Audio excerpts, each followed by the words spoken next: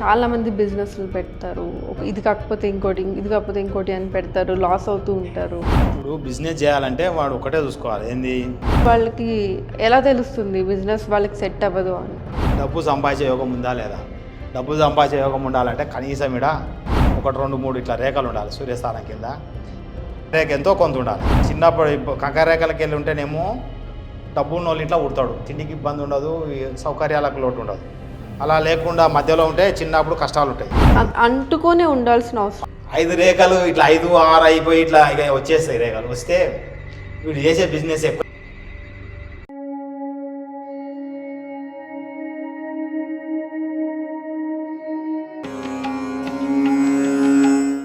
నమస్కారం, welcome to నక్షత్ర జ్యోతిష్యాలయం యూట్యూబ్ ఛానల్. సో మనతో పాటు మన గురువు గారు విష్ణువర్ధన్ రెడ్డి గారు ఉన్నారు. సో ఆయనతో నాకు కొన్ని చాలా డౌట్స్ ఉన్నాయి ఈ ఆత్మల గురించి, నెగిటివ్ ఎనర్జీస్ గురించి. సో వాటితో పాటు మిగతా డౌట్స్ అన్నీ కూడా క్లియర్ చేసుకుందాం.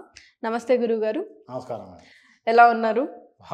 చాలా మంది బిజినెస్లు పెడతారు.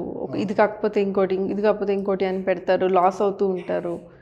సో చాలా నష్టాల్లో ఉంటూ ఉంటారు. సో అప్పుడు వాళ్ళకి ఎలా తెలుస్తుంది బిజినెస్ వాళ్ళకి సెట్ అవ్వదు అని? ఇప్పుడు బిజినెస్ చేయాలంటే వాడు ఒకటే చూసుకోవాలి, ఏంది ఈ రేఖలు చూసుకోవాలి. మెయిన్ డబ్బు సంపాదించే యోగం ఉందా లేదా? డబ్బు సంపాదించే యోగం ఉండాలంటే కనీసం ఇక్కడ 1, 2, 3 ఇట్లా రేఖలు ఉండాలి. సూర్యస్థానం కింద ఈ భాగ్యరేఖ ఎంతో కొంత ఉండాలి. కింది చిన్నప్పుడు కంకర రేఖలకి వెళ్ళి ఉంటేనేమో డబ్బు ఉన్న వాళ్ళు ఇంట్లో ఉడతాడు, తిండికి ఇబ్బంది ఉండదు, సౌకర్యాలకు లోటు ఉండదు. అలా లేకుండా మధ్యలో ఉంటే చిన్నప్పుడు కష్టాలు ఉంటాయి. వీడు చిన్నప్పుడు తిండికి లేకుండా ఇప్పుడు బాగా సంపాదించి ఎదుగుతున్నాను అంటే ఈ మధ్యలోకి వెళ్ళి రేఖ ఉండాలి. భాగ్యరేఖ, ఈ ధనరేఖలు ఇవి ఇక్కడ సూర్యస్థానం కింద ఉన్న రేఖలను బట్టి మనం డబ్బు సంపాదించే యోగం ఉంటుంది. అయితే కొందరికి ఏమవుతుందంటే ఇక్కడ ఇలా 1 రేఖ, 2 రేఖలు, 3 రేఖలు బుధ స్థానంలో ఉండాలి.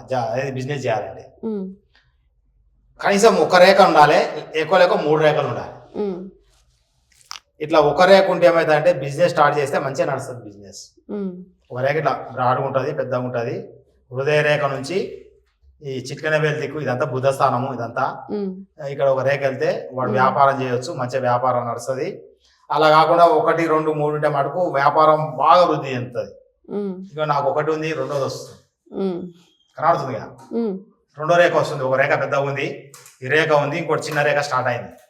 ఇంకొక 6 నెలలు అయినా వస్తే అది కూడా పెద్దగా అంటుకొనే ఉండాల్సిన అవసరం లేదు. ఎక్కడైనా ఉండొచ్చు ఈ స్థానంలో, ఈ చిట్కన వేలు కింద ఈ ప్లేస్ లో ఎక్కడైనా ఉండొచ్చు. అదే ఈ రేఖలను బట్టి మనం చేసే పనులు మారుతూ ఉంటాయి. అదే ఇక్కడ 1 రేఖ ఉండాలి లేదా 3 రేఖలు ఉండాలని చేసే బిజినెస్ బాగా నడుస్తుంది. కొందరికి 4, 5 అవుతాయి. 5 రేఖలు ఇట్లా 5, 6 అయిపోయి ఇట్లా ఇక వచ్చేస్తాయి. రేఖలు వస్తే వీడు చేసే బిజినెస్ ఎక్కువైపోయి ఖరాబ్ అవుతుంది. అంటే హైదరాబాద్ దొరికే కొబ్బరికాయకు ఢిల్లీ పోతాడు. ఈ కొబ్బరికాయ వంకరానికి దారి ఖర్చులు ఎన్నైతే ఆడ అగ్గు వస్తుందని తీసుకొస్తాడు. అంటే ఆడికి వచ్చేలోపు ట్రాన్స్పోర్ట్ విరిగిపోతుంది. అంటే అతి అయిపోతుంది, చేసే బిజినెస్ చెడిపోతుంది. వాడు ఏం చేసినా ఖరాబ్ అవుతుంటుంది. దీనికి మా దగ్గరకు వస్తే దీనికి విరుగుడు ఏం చేయాలనేది చెక్ చేసి స్టోన్ వేయడం జరుగుతుంది. అప్పుడు ఈ 5, 6 రేఖలు ఉంటే వీటి యొక్క ఎఫెక్ట్ తగ్గుతుంది. అలానే ఇది ఈ స్థానం డౌన్ఫాల్ ఉన్నా కానీ బిజినెస్ నడవదు. ఇక్కడ ఇవి బుధ స్థానము హైట్ ఉండాలి. అంటే ఇట్లా చూస్తే కండబట్టి ఉండాలి. ఉందా లేదా? కండబట్టి. శని ఒకటే డౌన్ఫాల్ ఉంది, దానికి అందుకే నీలం స్టోన్ పెట్టినా. ఇక కండబట్టి ఉండాలి. అంటే ఇక్కడ హైట్ ప్లేస్ ఉండాలి బుధుడు. ఇక్కడ ఇట్లా గీతలు ఉండకూడదు, పిచ్చి పిచ్చి గీతలు. 2 గీతలు లేదా 3 గీతలు ఉండాలి. 5, 6 గీతలు ఉంటే బిజినెస్ పడిపోతుంది. ఇక వాడు బిజినెస్ చేసేటప్పుడు కూడా పార్ట్నర్షిప్ బిజినెస్ చేయాలన్నా లేకపోతే సొంతంగా బిజినెస్ చేయాలనేది కూడా ఈ హృదయ రేఖను బట్టి చెప్పవచ్చు మనము.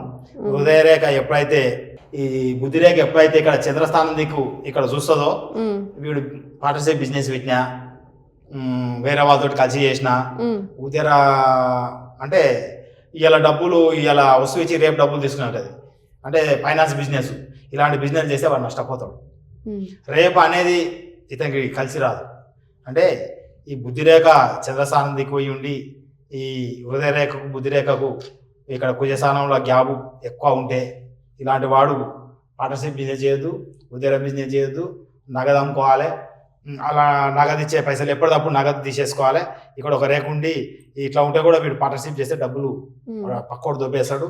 వీడు ఫైనాన్స్ వీడే చూసుకోవాలి. అసలు పార్ట్నర్షిప్ పెట్టే ఆయన అగ్రిమెంట్ ఇతని పేరు మీద ఉండాలి. ఎవరైతే డబ్బులు పెడతారో అతని పేరు అగ్రిమెంట్ ఉండి గల్లా ఇతను చూసుకోవాలి, క్యాషియర్. ఇతను చూసుకోకుండా పనుల్లో పెట్టేసి వాళ్ళు చూసుకుంటారులే అంటే చివరికి ఇతనికి చిప్ అనే ఉంటుంది చేతిలో. వీడు తినేస్తాడు పక్కోడు, వెళ్ళిపోతే మొత్తం డబ్బు అంతా. ఇక ఇలా కాకుండా ఈ రేఖ ఇలా స్ట్రేట్గా ఉంది అనుకోండి, ఇతనికి ఎలాంటి డబ్బులు ఎక్కడ ఏ బిజినెస్ చేసినా కలిసి వస్తుంది. ఇక దీన్ని కూడా ఈ భాగ్యరేఖను చూసుకొని ఇలా చంద్రస్థానం లగ్గిన భాగ్యరేఖ వస్తే రియల్ ఎస్టేట్ సంబంధించిన బిజినెస్ చేయాలి, భూమికి సంబంధించిన బిజినెస్. అంటే భూమి ద్వారా ఐరన్, ఇసుక, నీళ్లు, లిక్విడ్స్, పెట్రోలు, మళ్ళా ఇది మైనింగ్ బిజినెస్, భూములు తోవడం, గన్నులు తోవడం, అలాంటి బిజినెస్ చేయాలి. ఇలా లేకుండా వీనికి ఇలా ఉండి మైనింగ్ బిజినెస్ వాడిపోతే కలిసి రాదు. అంటే ఇక్కడ అవకాశం లేదు కదా ఇతనికి. ఆ బిజినెస్గా తప్పుకొని వేరే బిజినెస్ చేస్తేనే కలిసి వస్తుంది. అదే ఈ రేఖలను బట్టి కూడా మనం ఎలాంటి బిజినెస్ చేయాలి, ఏం చేయాలి అనేది ఈ రేఖలను బట్టి డిసైడ్ చేసుకోవచ్చు. దాని ప్రకారం బిజినెస్ చేస్తే బాగా కలిసి వస్తుంది. ఓకే.